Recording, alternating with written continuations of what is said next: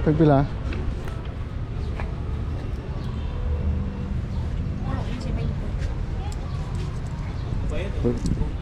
Ang tagpulo, ano ko tako?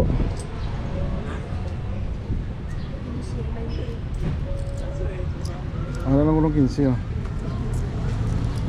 May gatas. Oo. Amo mo yapon presyo ya?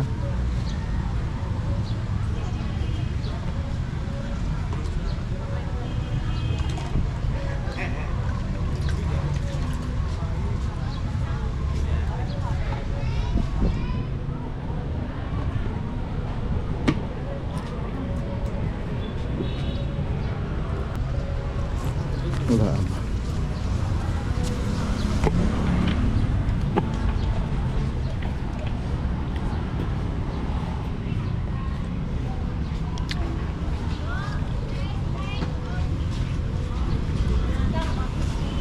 Inom na di ko ano?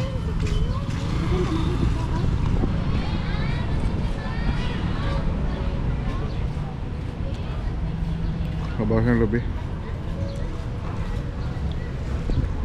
Sabaw ng niyog, no?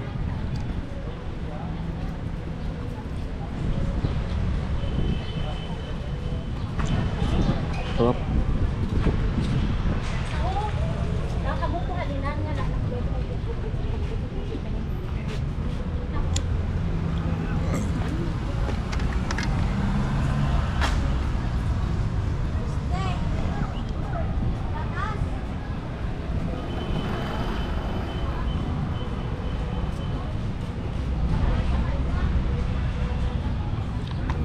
Pag hapon napakaraming tao dito nagtitinda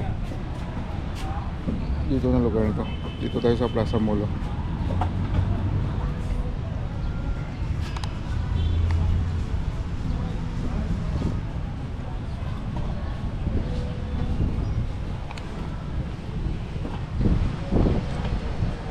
Hindi nyo po yan? Hindi ko na dyan.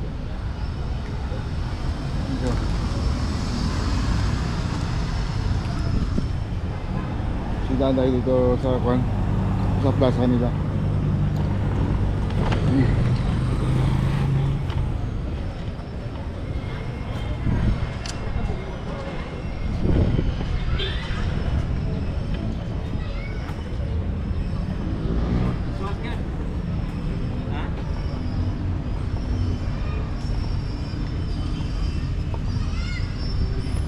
Ayaw kong kumain ng uminom ng maraming sabaw dahil hanap naman ako ng toilet o CR.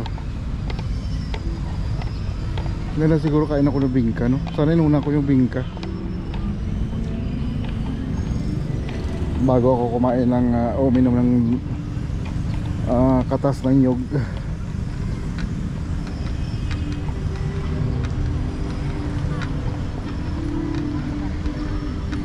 O katas ng buko pala, buko. Palagi ko kalimutan yung buko at saka nyug. Kasi yung pag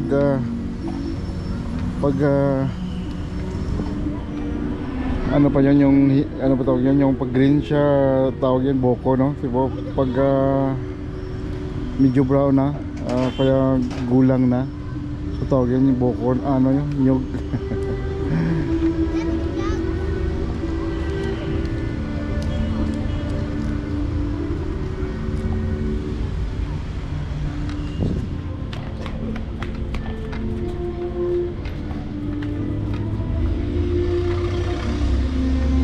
Tingnan mo, parang ihina ko.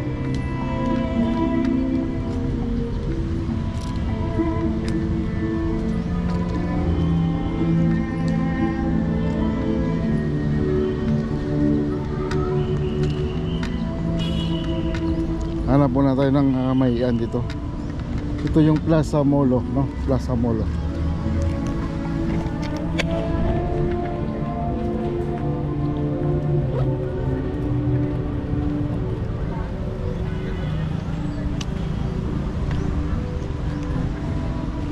Ito yung simbahan ng Molo.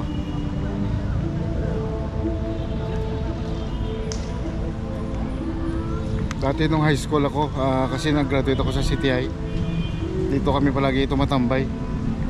Pero dati wala pa to yung ano to, yung dito banda. marami pang upuan dati. Ngayon wala na, tinanggal nila. So mas maganda nga, at least malawak na ngayon yung ano, yung area, yung floor area niya malawak na. So pag may mga events maganda dito. Tayo ng ano, mayian muna.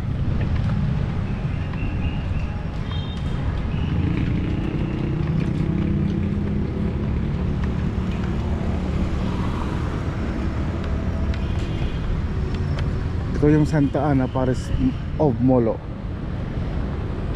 Ayan. Hanap tayo ng mayan dito. Ay, may ano pala, mayroong kwan, mayroong patay dito ngayon. Iwi muna tayo dito mga ka-ranger. Si Ruel Oreca, pasensya na yung masama kita sa aking vlog.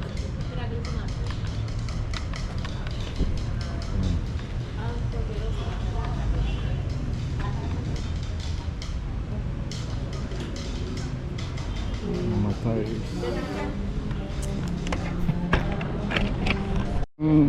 Bata pa yung namatay. Kwan pa lang, no? 1982 siya pinanganak. Namatay siya raw dahil sa kwan, no? Parang nakuha na lang, nasapwan o kaya na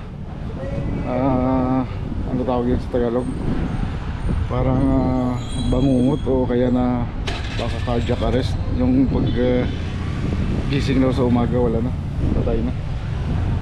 Yan mahirap, no? Yung sa mga team ko pala sa mga ganyan, marami na akong beses na nagka-encounter na ganyan. Yung kagatin mo lang yung dila mo kung pwede, yun na lang siguro gagawin mo.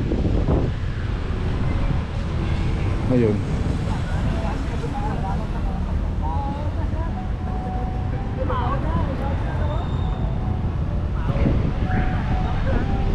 Ganda ng ano, ng simbahan ng Santa Ana. Ito yung simbahan na dito kinasal yung aking tatay at saka nanay, yung papa at saka mama ko. Dito sila kinasal.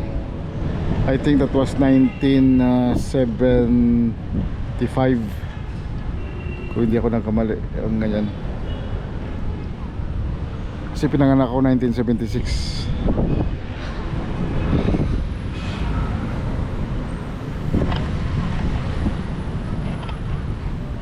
Ayan ang Molo Mansion, no? Molo Plaza. May pangalan dyan na Molo Plaza. Dati meron dito eh, wala na. Sayang nung time pa si Jade Mabilog yung mayor dito. Dati mayroong ano,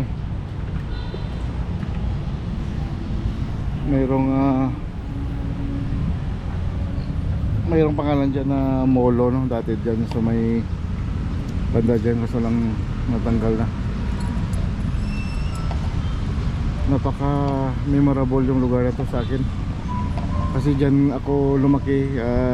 Dito ako nag-aral 1987-88 dyan sa may Molo 2. Dyan ako nag grade 5 at saka grade 6. Tapos yung lola ko, dyan yung bahay nila dati sa may Shell, yung Terrace Inn, yung karinderya nila dati. Mayroon silang kainan dati dyan sa may Shell ng Molo. Kung sino nakakilala sa Terrace Inn, no? Mga new generation, hindi na nila kilala yun, hindi na nila naabutan yan. Sa mga tatay nyo siguro, kung mga taga rito, yung mga taga Molo, alam nila yung tinatawag na o kaya restaurant na Terrace Inn, kasi yung Terrace Inn nakapangalan yan sa mama ko. Time will come siguro pag magkapera tayo, ibalik natin yung pangalan na yan, yung Terrace Inn na restaurant. At saka dito ko ilagay mismo sa Molo, no? Uli. At saka